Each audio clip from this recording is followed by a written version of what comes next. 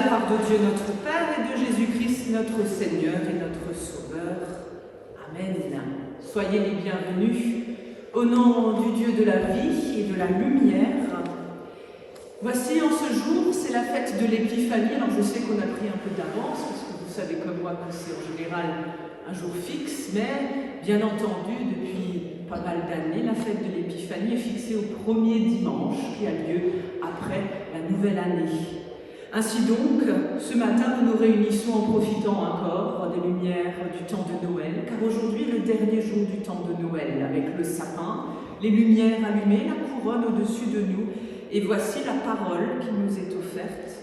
Regarde, l'obscurité couvre la terre et les ténèbres recouvrent les peuples, mais sur toi se lève le Seigneur et brille sa gloire. Les nations marcheront vers sa lumière, et les rois vers la clarté de son aurore. L'aurore nouvelle est arrivée à travers Jésus-Christ, lui qui est l'étoile qui guide nos vies. Il trace un chemin pour chacun de nous et nous ouvre à l'espérance. Nous sommes ainsi donc porteurs de lumière. Alors ensemble, je vous invite à partager avec moi le psaume 72 qui est médité dans toutes nos églises ce matin. Nous prenons sur notre feuille de culte ce psaume, prenez ce qui est en gras.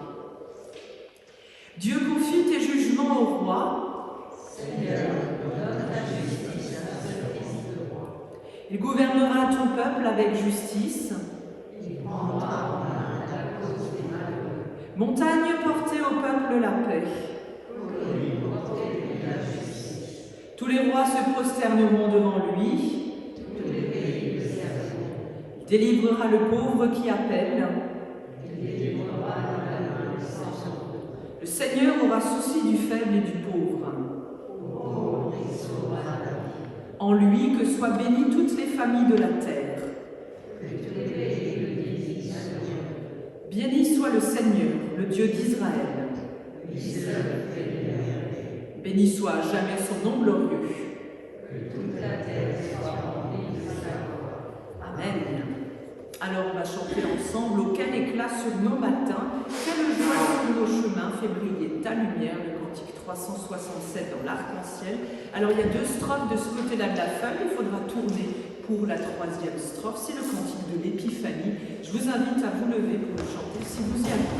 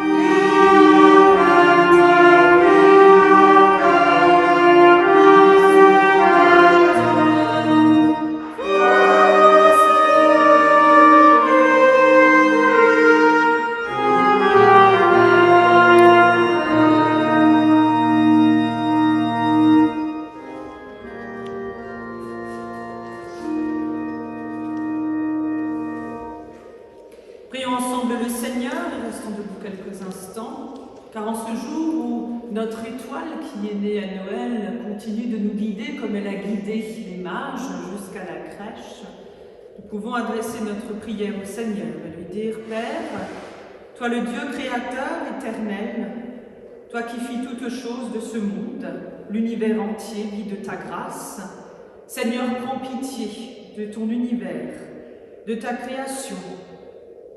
Jésus, sauveur des hommes, lumière des nations, ta venue parmi nous montre l'amitié que Dieu a pour chacun de nous.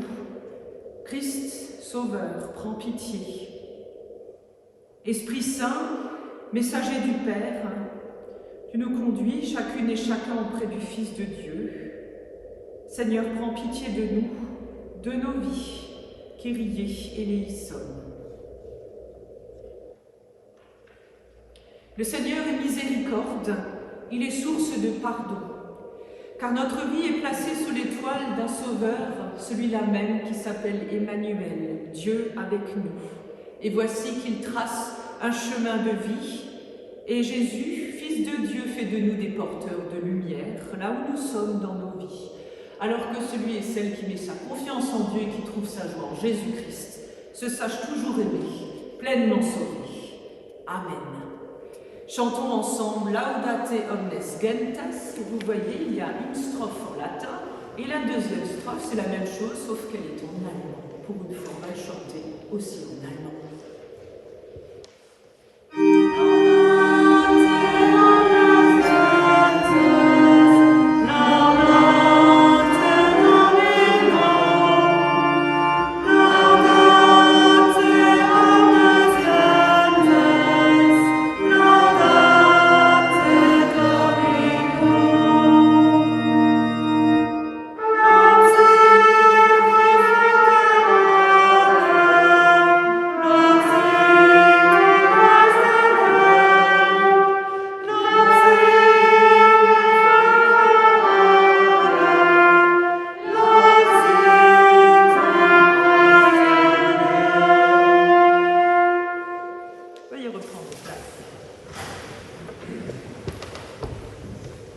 Sœurs et frères en Christ, pour ce matin et pour cette semaine, je vous inviterai à la méditation avec deux lectures bibliques, une issue de l'Ancien Testament et une du Nouveau Testament, celle pour ce dimanche de l'Épiphanie. Nous pouvons remettre à Dieu dans la prière tout ce qui sera entendu et qui deviendra parole de Dieu. Seigneur Dieu, grâce à l'étoile qui a guidé les mages, venus de très loin, tu as révélé ton Fils unique à toutes les nations. Seigneur, accorde-nous d'être toujours conduits jusqu'à la claire vision de ta splendeur. Nous te prions, Seigneur, que tout ce que nous allons entendre ne soit pas seulement des mots, mais soit pour nous également témoignage, source de vie et éclairage de notre foi. Nous te prions par Jésus-Christ, ton Fils, notre Seigneur, qui vit et qui règne avec toi, Père et le Saint-Esprit, un seul Dieu pour les siècles des siècles. Amen. Sœurs et frères en Christ, voici donc pour ce jour les deux lectures. Alors, elles sont pas très longues, mais elles sont, on va dire, il faut être attentif.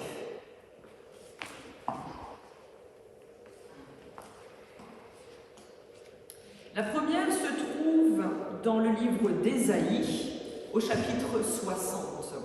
Pour celles et ceux qui ont encore une petite mémoire d'il y a quelques jours, on était déjà au livre d'Ésaïe il n'y a pas longtemps. Et voici, il nous est proposé au chapitre 60, dans les premiers versets, cette lumière nouvelle sur Jérusalem. Il est dit « Debout Jérusalem, brille de mille feux, car la lumière se lève pour toi, la glorieuse présence du Seigneur t'éclaire comme le soleil levant. L'obscurité couvre la terre, la nuit enveloppe les peuples, mais toi, le Seigneur t'éclaire comme le soleil qui se lève. Au-dessus de toi apparaît sa présence lumineuse. Alors des nations marcheront vers la lumière dont tu rayonnes. Des rois seront attirés par l'éclat dont tu te mettras à briller. Regarde bien autour de toi et vois tous tes enfants. Ils viennent et se rassemblent auprès de toi. Tes fils arrivent de loin. On ramène tes filles en les portant dans les bras. En les apercevant, tu rayonnes de bonheur. Car tu es tout ému, ton cœur éclate de joie, car les richesses de la mer arrivent chez toi, et les trésors des nations affluent jusqu'à toi. Ton pays se couvre d'une foule de chameaux, ce sont les caravanes de Madian et d'Epha, arrivant toutes de Saba. Elles apportent de l'or et de l'encens, en chantant les hauts faits du Seigneur. Vision réjouissante déjà dans le livre d'Ésaïe, et vous avez reconnu quelques éléments qui vont se retrouver à l'Épiphanie, dans le Nouveau Testament, dans l'évangile de Matthieu.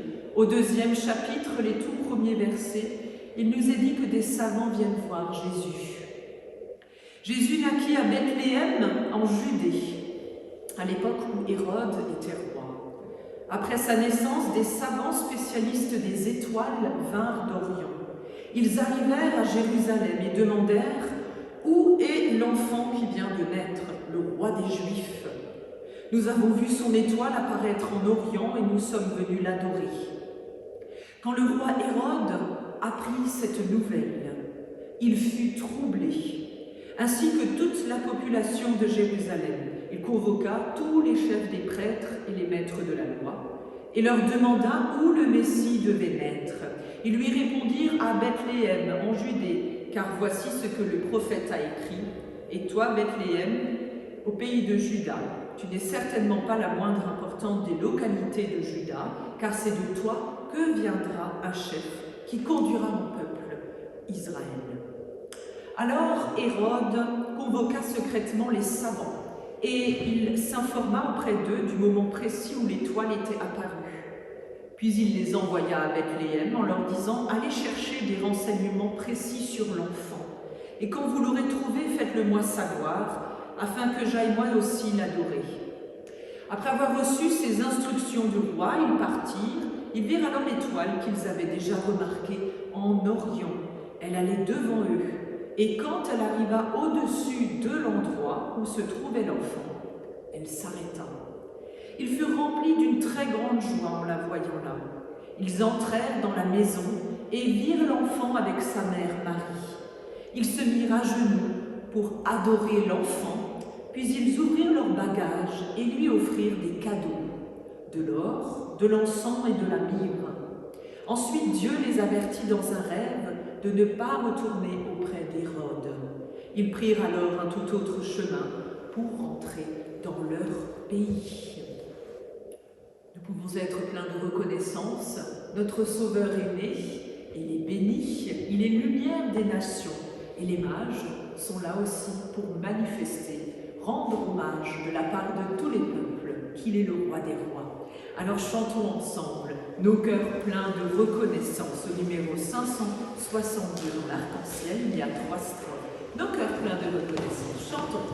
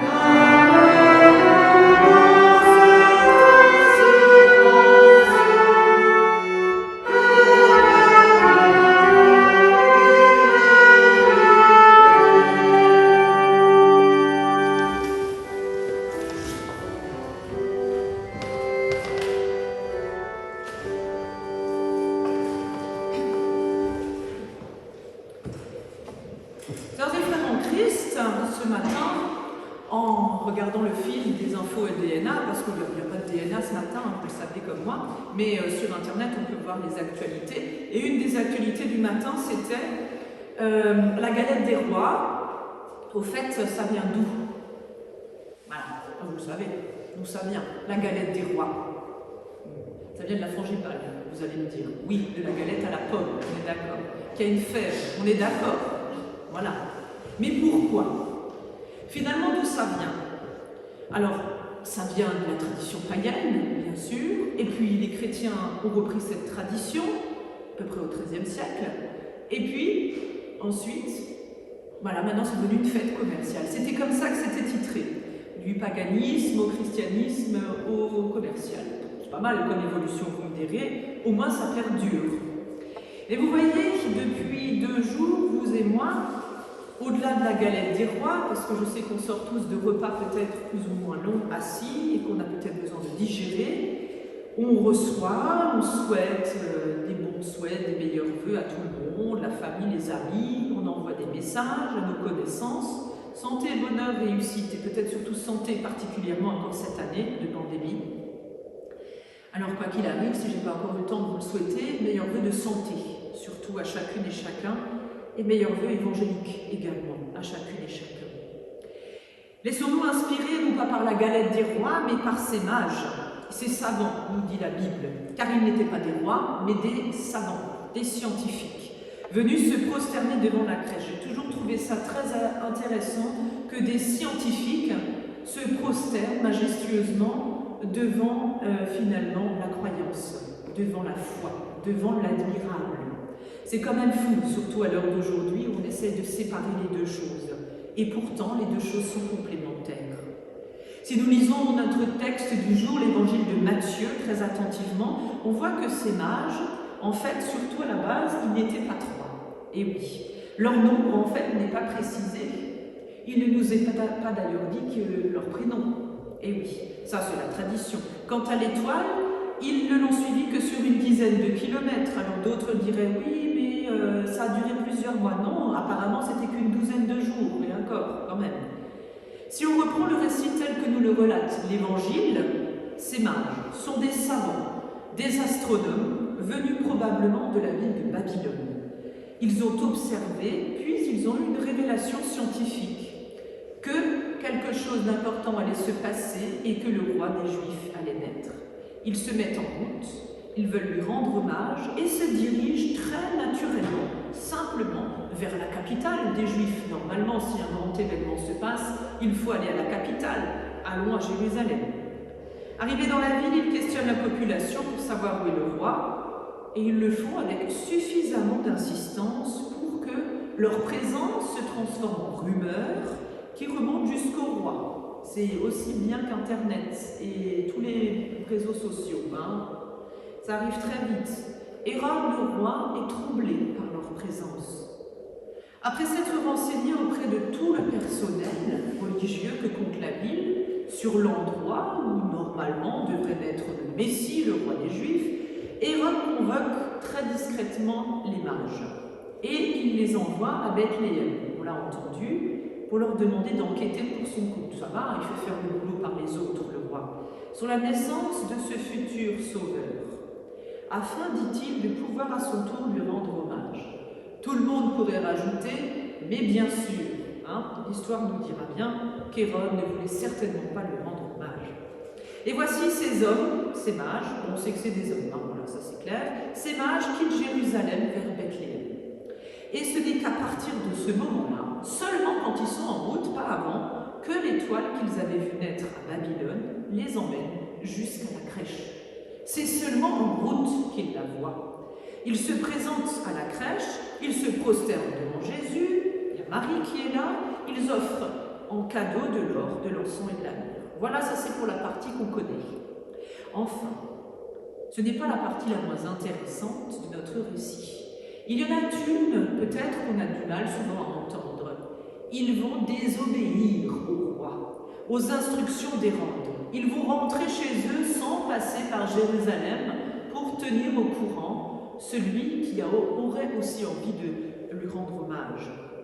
l'histoire de ces hommes, de ces mages, nous pourrions retenir pour nous ce matin 3 enseignements. Le premier, c'est que ces mages sont des hommes qui se sont mis en marche, en route.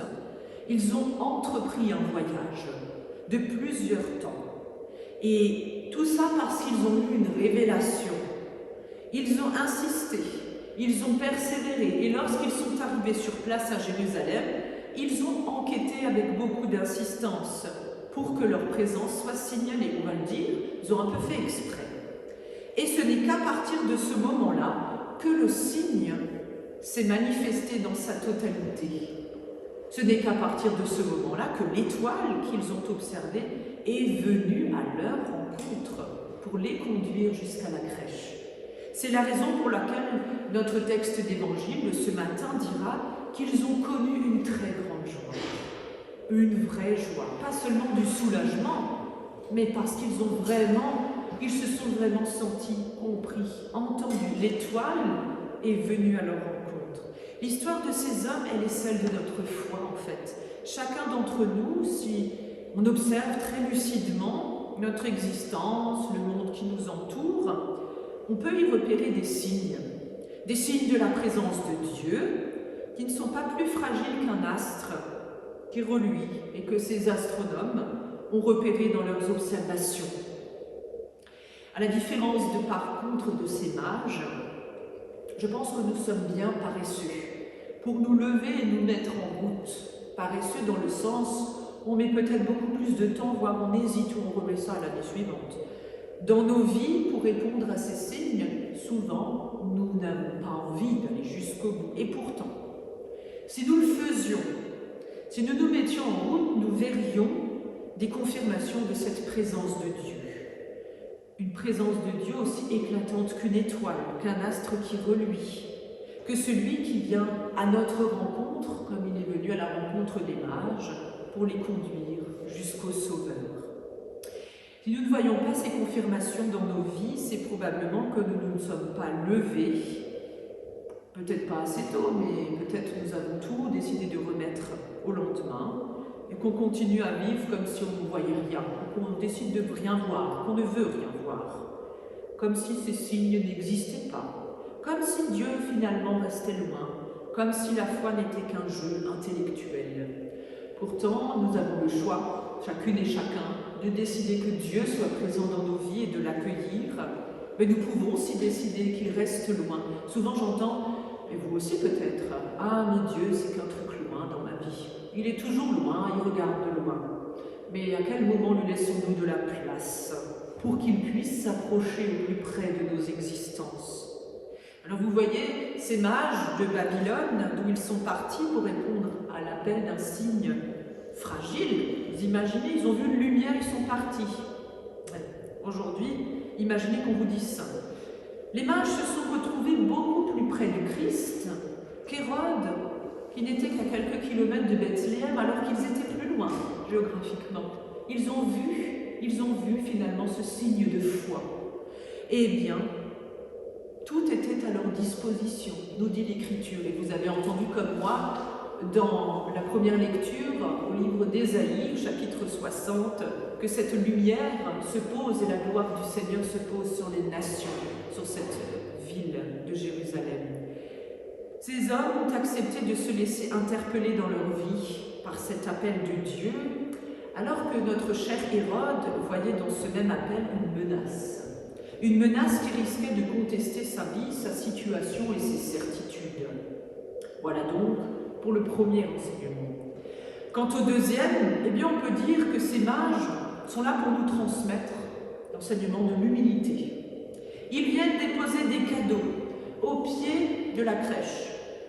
Cette humilité explose à nos yeux lorsqu'on redit qui ils étaient ces mages, et qu'ils sont venus adorer. Je vous ai déjà dit, ce sont des savants, des scientifiques de la grande école de Babylone, des hommes qui voyagent.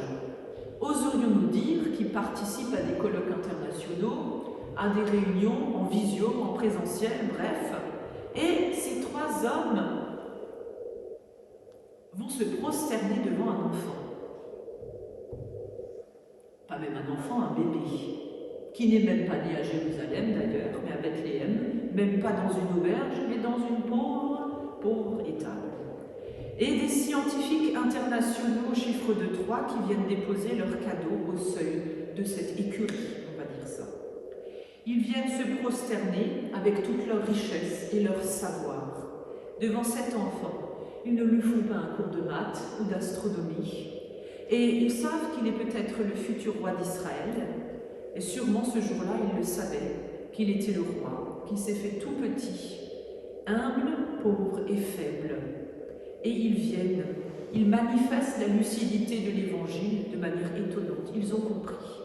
Ils ont compris que leur richesse, tous les savoirs des hommes, toutes les connaissances n'ont aucune valeur si elles ne sont pas offertes à la crèche et devant Dieu. Ça ne sert à rien d'en avoir plein le ciboulot et dans la tête, se dire avec un QI surélevé, si on n'est pas capable d'aimer et d'accueillir un enfant dans une crèche. Et oui, la foi simple et humble, comme on dit souvent, la foi du charbonnier. Oui. Alors vous voyez, à nous tous, quel que soit le niveau de nos connaissances, de nos compétences et de nos richesses, les mages viennent dire que tout ce que nous sommes, tout ce que nous avons, et tout ce que nous savons n'est que poursuite du vent. Si nous ne savons pas les déposer au pied du Christ, c'est-à-dire les vivre dans un esprit d'enfant de la crèche, sans calcul, mais avec foi simple en la vie et avec espérance. Alors après avoir relaté la capacité de ces savants à se mettre en marche, à faire valoir l'humilité comme valeur pour les guider jusqu'à Jésus, il nous reste à observer, troisième enseignement, leur liberté. Cette liberté, ils l'avaient déjà montrée en quittant leur laboratoire scientifique pour adorer dans leur vie celui qu'ils ont repéré avec intelligence. Ils l'ont confirmé par leur humilité. Mais il faut, je crois, une grande liberté pour reconnaître que tout ce qu'on possède et tous les savoirs de la vie n'ont de sens que si on est capable de les partager et de les offrir et de ne pas les garder pour soi. Cette liberté, elle éclate lorsque sereinement ces hommes, ces mages, rentrent chez eux sans passer par Jérusalem. Non pas qu'ils n'ont pas voulu partager avec Hérode, mais qu'ils savaient que ce n'était certainement pas la bonne personne avec qui ils partageaient. Et oui, malgré le Hérode qui leur avait demandé un rapport sur le Messie. Avertis par Dieu en songe, les hommes refusent de se soumettre aux ordres du pouvoir. Ils ont la liberté d'enfreindre les ordres. Ils refusent de se laisser séduire par ce qui rôde autour des sphères des pouvoirs, comme ceux que nous connaissons aujourd'hui. Pour les mages, la vérité pèse plus lourd, on va le dire, que tous les pouvoirs humains. C'est ça la liberté finalement. Ils sont libres et ils ont cette capacité à se mettre en route, à être humbles, à être libres. L'évangile de ce matin nous désigne tout simplement la route sur laquelle Dieu nous appelle pour cette nouvelle année. Que nous soyons seulement capables de nous mettre en route, en mouvement au nom de l'évangile. Que nous soyons seulement capables également de déposer tout ce que nous sommes et tout ce que nous avons au pied du Christ. Et que nous soyons seulement capables d'être libres vis-à-vis de tous les pouvoirs, toutes les formes d'oppression, qu'elles soient morales, psychologiques ou même qu'elles soient aussi visuellement présentes dans nos vies. Alors nous pouvons en avoir la certitude, malgré tout, et quoi qu'il arrive, 2022 sera pour nous une année, toujours sous la bénédiction de Dieu. Que cette année nous soit belle à la lumière du Christ qui est parmi nous. Amen.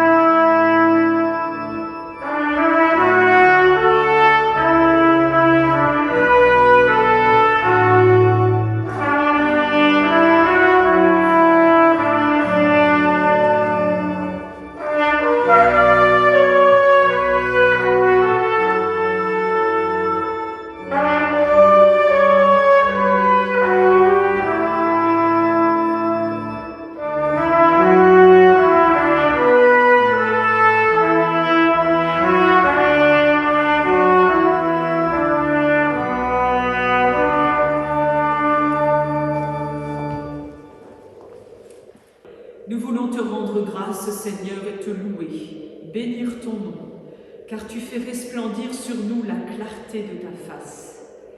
Reçois la prière que nous t'adressons au nom du Christ. Seigneur, en ce dimanche, nous te prions pour tous les peuples de la terre. Nos pensées vont vers les peuples soumis aux catastrophes naturelles en ce moment, aux États-Unis, entre incendies, neige, torrents de boue, pour tous les peuples qui sont affamés. Seigneur, qu'ils se sachent toujours accueillis dans ton nom, dans ta tendresse, dans ton Église. Seigneur, nous te prions pour toutes celles et tous ceux qui te servent de par le monde. Seigneur, soutiens-les dans leur diversité au service du Christ. Nous te remettons celles et ceux qui gouvernent les nations, Seigneur, qu'ils ne mettent pas d'entrave à l'Évangile, mais qu'ils sachent toujours reconnaître dans le Christ celui qui rassemble les peuples dans la paix, la concorde et la justice.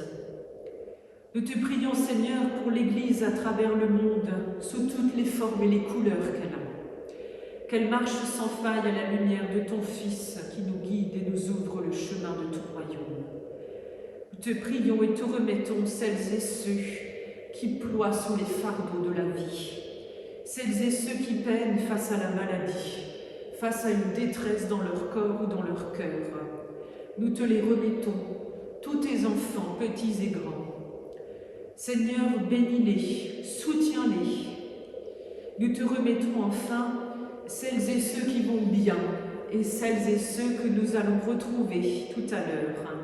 Les familles, petites et grandes, les enfants, petits-enfants, mais également celles et ceux qui sont au loin et dont nous n'aurons que des nouvelles par téléphone. Seigneur, soutiens-les, accorde-leur ta grâce, qu'ils se sachent toujours aimés. Dans le silence, nous te confions encore ce qui nous tient à cœur, Seigneur.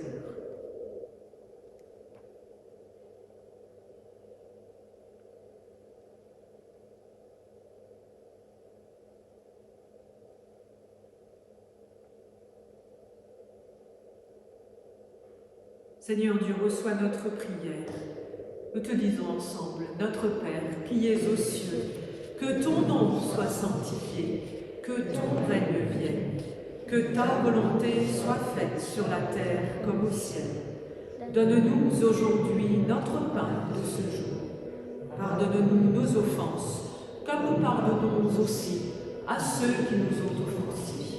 Et ne nous laisse pas entrer en tentation, mais délivre-nous du mal.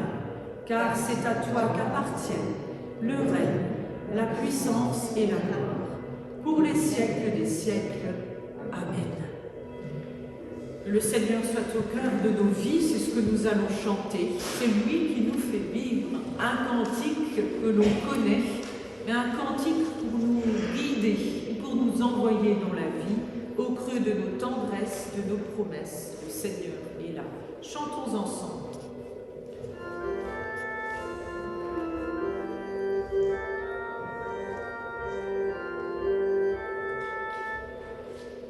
Oh,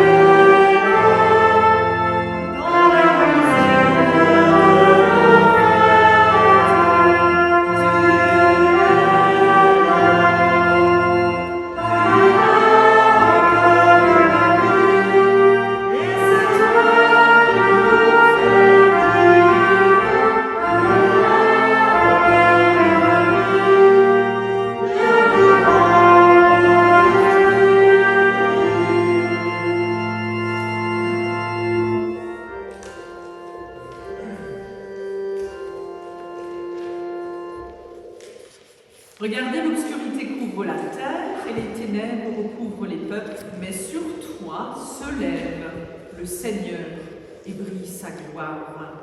Alors que cette parole vous accompagne, qu'elle vous guide et qu'elle vous éclaire, que le Seigneur vous bénisse, qu'il vous garde et qu'il fasse resplendir toute sa lumière sur chacune et chacun de vous. Soyez bénis, soyez gardés.